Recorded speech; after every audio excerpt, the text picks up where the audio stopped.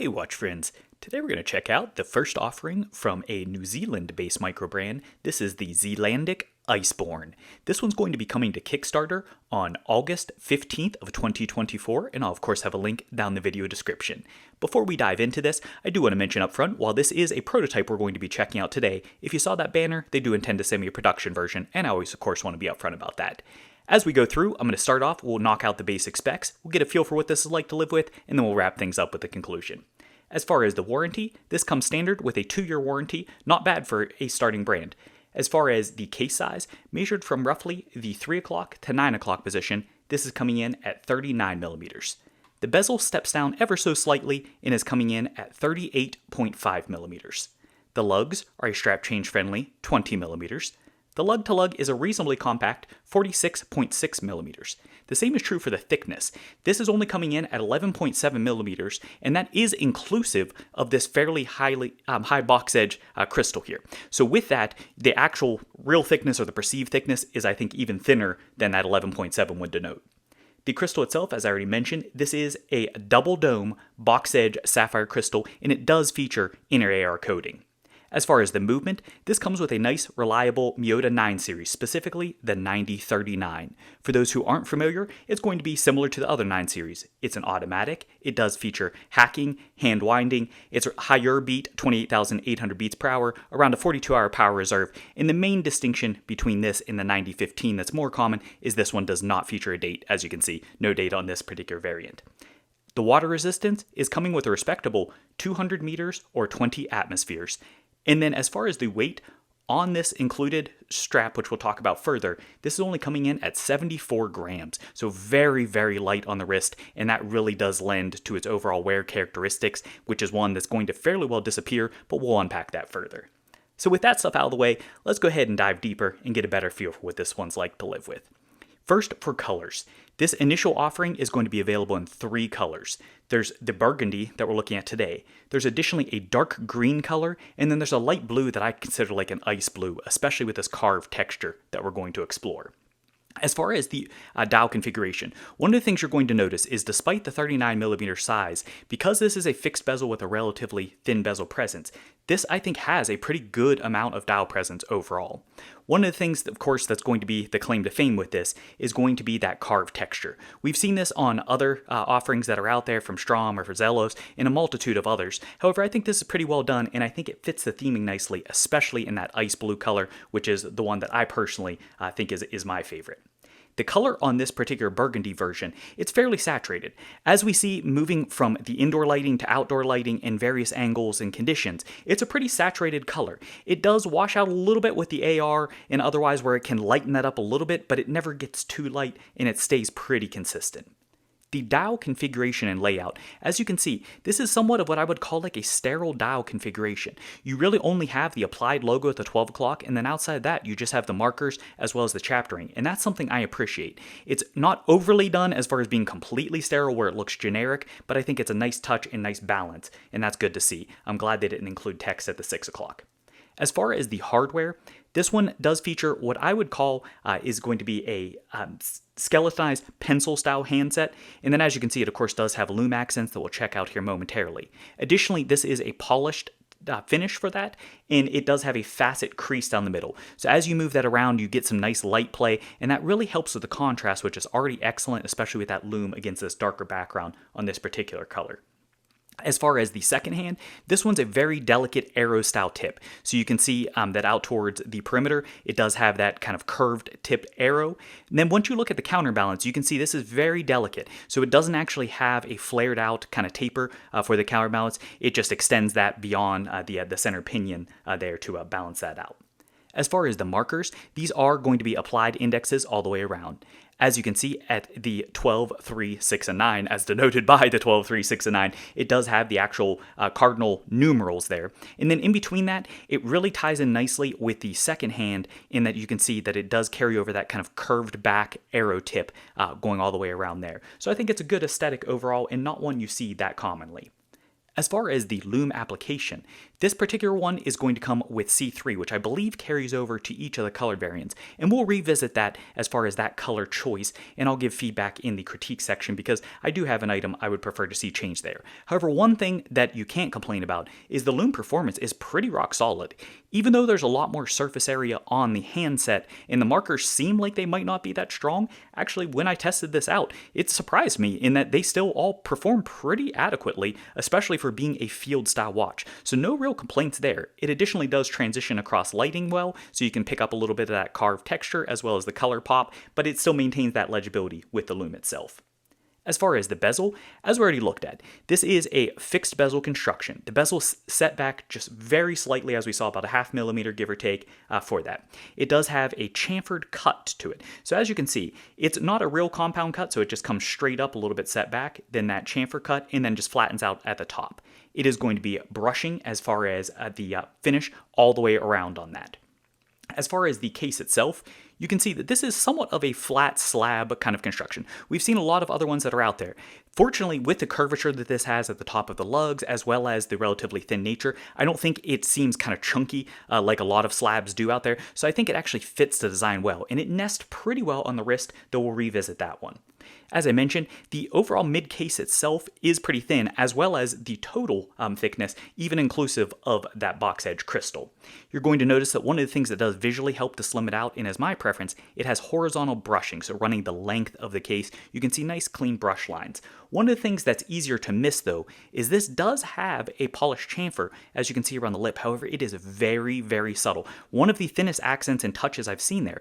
And I've got to say, I've actually, it's something that is easy to overlook. However, I really appreciate that. I think it lends not only to keep this with the tool style as far as the full brushing, but that really lends to kind of break up those lines and just add that little bit of pop without dressing it up like some of the thicker do. And I think that works well on a lot of other watches, but with this one, I appreciate that little touch, and I think that works well here.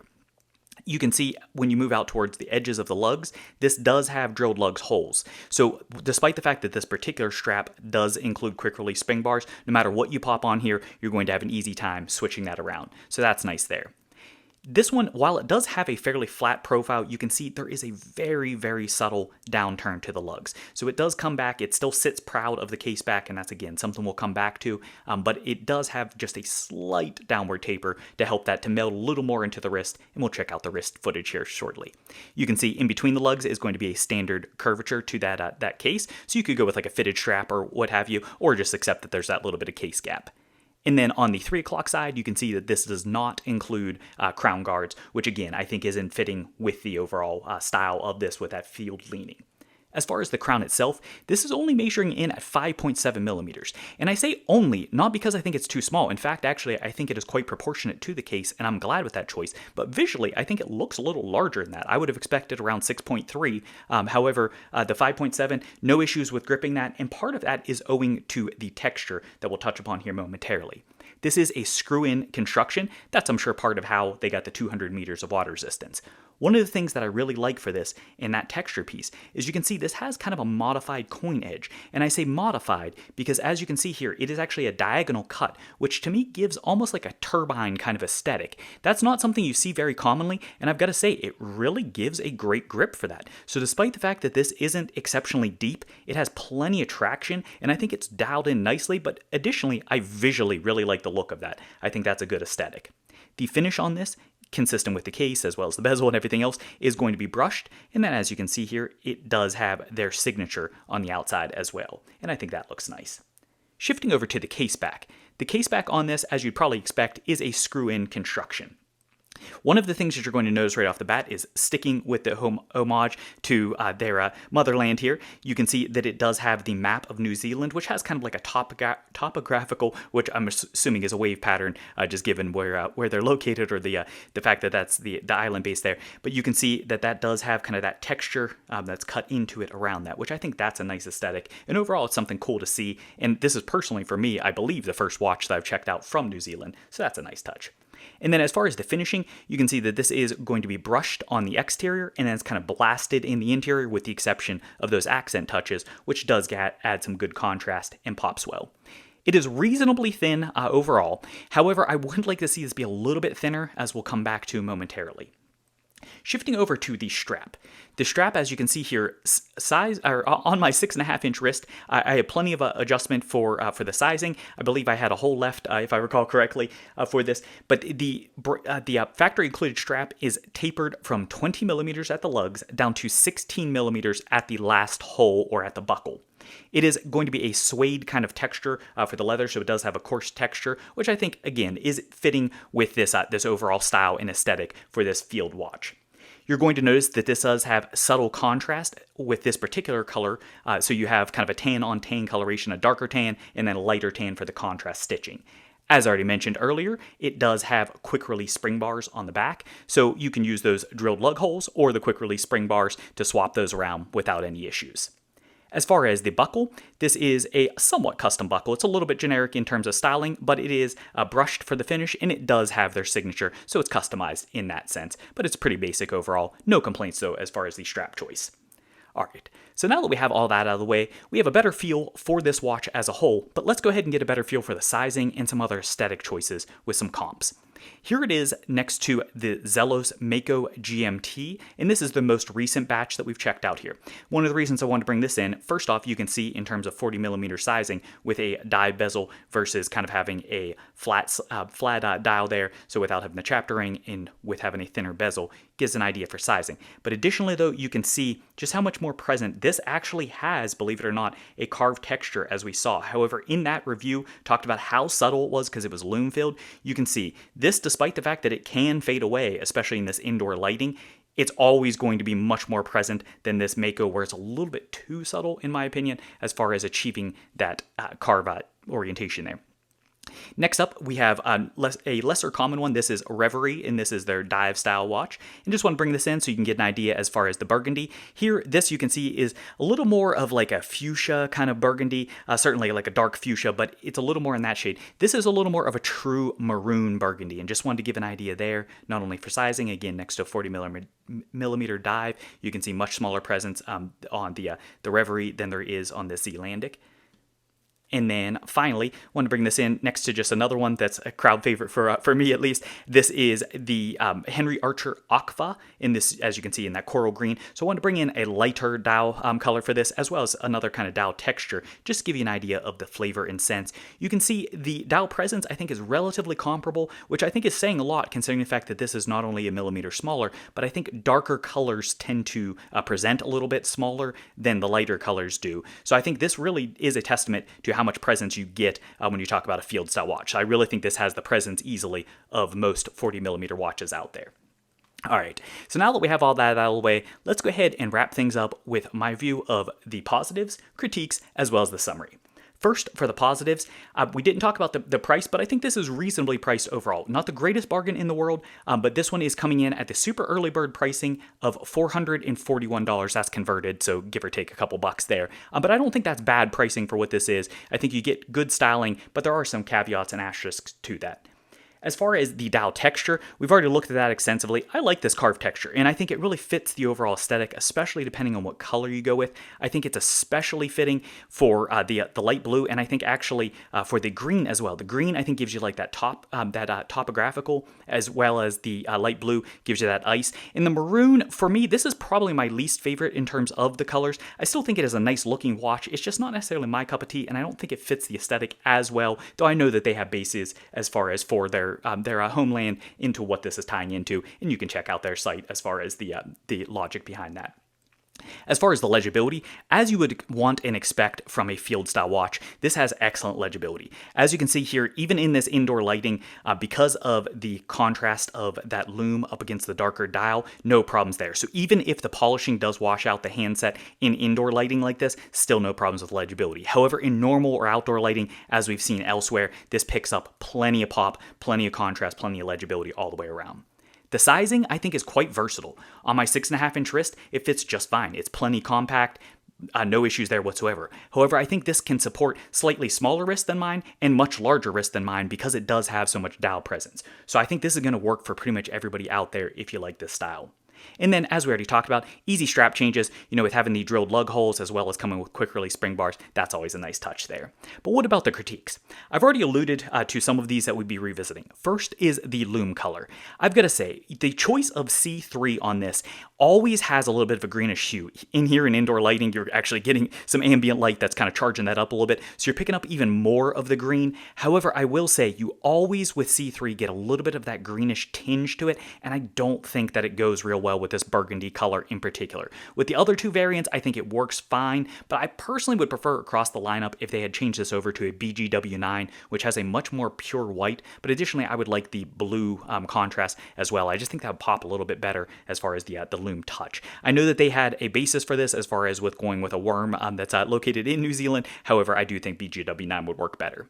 Next up is the fact that this only comes on a strap. Right now, they do not have a bracelet option available. I think if they included a bracelet for the price this is going to be launching at, I think this would be a very solid deal. Without the bracelet, and in the future they are planning to add a bracelet, but that I'm sure is going to come at an extra cost. When you factor that into it, I do think it gets it a little bit into higher territory compared to something like the Zelos, where you can get some pretty darn good bargains out there. However, I still think it's reasonably priced, and I do look forward to them adding that bracelet. I think that will complete it, so we'll see where that comes in pricing-wise. As far as the caseback, I said that we would revisit this. Despite the fact that it's not overly thick, because this is so flat overall and just has that subtle downturn to the lugs, this does get a little bit of that flying saucer effect. It's thin enough and it does nest pretty well on the wrist, as we saw in that footage. However, if they could have done it, and maybe not, but if they could have sacrificed 100 meters of water resistance, gone down to 100 meters instead of 200. For the field saddling, I think that still would have been more than sufficient. And if that would have nested or tucked in the case back more, I think it would have been well worth the trade-off and would have made it wear all that much sweeter, even though it wears just fine as it is. And then finally, despite the fact that this is a prototype, I did see this, and it may pick up on the footage as far as the close-ups, but on the hardware, I did notice there's like some smudges and some little bits of dust and those kind of things. They're not uncommon on prototypes. However, it is something that I saw, and I do want to mention on the logo, those kind of pieces. I hope that they're going to do a little bit better on the QC for the production versions, and that's almost always going to be the case. But it's something that's there, and I do want to mention it, especially for brand feedback. That's something that I really want to see cleaned up, especially at the price point. So where does that leave us overall? For being a debut offering, I think that they put together a solid overall package. I think that this is a good everyday styling that is subtle enough that you can wear it in pretty much any attire, while at the same time still having that pop and allure of the relatively subtle carved texture. So I think it's a nice balance of being something that is visually interesting without being too over the top or too bold or making it kind of a niche there. So let me know what you think. Which of the three colors do you like? Do you care for this burgundy? What about the light blue or the green? What do you think of the overall design? All that kind of good stuff. Drop a comment. Let me know. And then finally, if you haven't already done so, tap that like button. And if you're not already subscribed, tap that subscribe button. Always have new content coming. Thanks for watching.